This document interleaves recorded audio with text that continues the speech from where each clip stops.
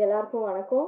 Okay, so ஆனஸ்ட்டாக நான் பெரிய speech எல்லாம் ப்ரிப்பேர் பண்ணேன். ஆல்பம் கிட்ட கேட்டப்போ 2 லைன் போதும் எல்லாருக்கும் வந்து உங்கள் ஹார்ட்ஃபெல் தேங்க்யூ சொல்லணும். So first thank you to my amazing cast and crew. ஏன்னா இந்த ஜேர்னி எனக்கு ரொம்ப ரொம்ப ஸ்பெஷல். அவங்க சொன்ன மாதிரி ரொம்ப கஷ்டமாக இருந்தது எனக்கு ஷூட்டிங் டைம் பிகாஸ் என் பாட்டினால. பட் ஐ திங்க் இவங்க எல்லாரும் சப்போர்ட் இருந்தது அண்ட் ஐ திங்க் அவங்க எல்லாரும் என்னை நல்லா பார்த்துக்கிட்டாங்க. ஸோ அதுக்கு first thank you to every one.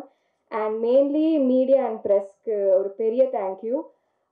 I think உங்கள் பாசிட்டிவிட்டி தான் ஃபர்ஸ்ட் இந்த படத்தோடைய சக்ஸஸ் ஸ்டார்ட் பண்ணி விட்டது. அண்ட் ஆஃப்கோர்ஸ் ஆடியன்ஸ்க்கு ஒரு பெரிய பெரிய தேங்க்யூ. ஏன்னா ஒரு வாட்டியில் 2 வாட்டி நிறைய பேர் என்னை டேக் பண்ணி 4-5 வாட்டி இந்த படம் பார்த்தாங்க. லைக் ஒரு நல்ல ஃபிலிம் பண்ணுறது is in our hands. But அவங்க தியேட்டருக்கு வரலன்னா I don't think success would even happen. So thank you to all of you. And ஏடிஸ் thank you all so much for taking care of me and mainly Karthik and director, Natraj sir, People Media Factory and Santhanam sir. Thank you. இந்த experience எனக்கு எப்போவுமே ரொம்ப ஸ்பெஷலாக இருக்கும். and இந்த படம் is very very close to my heart. So I'm very happy that நான் ஃபர்ஸ்ட்லேருந்து script கேட்ட போயே I believed in this film and தெரியாது ஏதோ ஒரு பாசிட்டிவ் வைப் எப்போவுமே இருந்தது. So thank you to every one for இந்த ஃபீலிங் ரொம்ப நல்லா இருக்கு. So thank you. எல்லாருக்கும் வணக்கம். ஃபர்ஸ்ட்லி ரொம்ப நன்றி. 2015 நான் ஒரு படம் வந்து லீடாக நடிச்சிருந்தேன். அது ரிலீஸ் ஆச்சு. நல்ல கதை, நல்ல ரோல், ரொம்ப ஸ்ட்ராங்கான ஒரு கேரக்டர். பட் அன்ஃபார்ச்சுனேட்லி அது வந்து நல்லா போகலை. எல்லாமே நல்லா இருந்தும் நல்லா போகலை.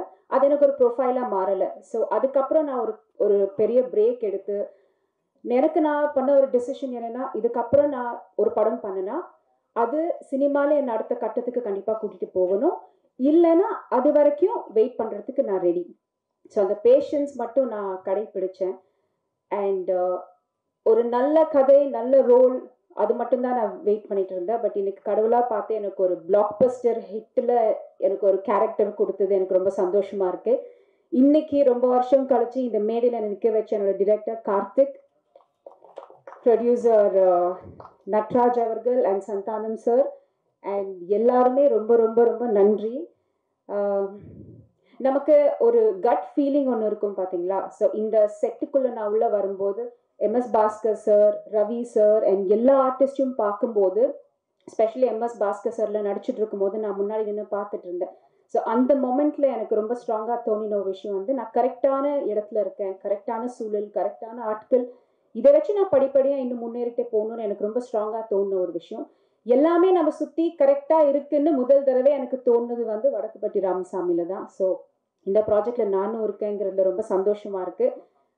எல்லாரும் எனக்கு சொன்ன ஒரு விஷயம் என்னன்னா, ஜாக் நீங்கள் எப்படியாச்சும் ஒரு ஹிட் படத்தில் நடிச்சிட்டிங்கன்னா ரெக்கக்னிஷன் வரும்னு. பட் இன்னைக்கு நான் பிளாக் பஸ்டர் படத்துல இருக்கேங்கிறதுல I feel extremely happy and proud.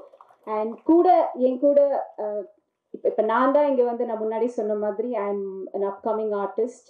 இண்டஸ்ட்ரிக்கு புதுசு. இங்கே இருக்க அத்தனை பேருமே எஸ்டாப்ளிஷ்டான ஆர்டிஸ்ட். இவங்க எல்லாரோடையும் சேர்ந்து நானும் இதில் ஒரு பாட்டாக இருக்குங்கிறது எனக்கு ரொம்ப சந்தோஷமாக இருக்குது. மறுபடியும் வாய்ப்பு கொடுத்த எல்லாருக்குமே ரொம்ப ரொம்ப நன்றி. அண்ட் நான் கரியர் ஆரம்பிச்சதுலேருந்து இன்னி வரைக்குமே என் கூட நின்று சப்போர்ட் பண்ணிட்டு இருக்க அத்தனை பேருக்குமே ரொம்ப நன்றி.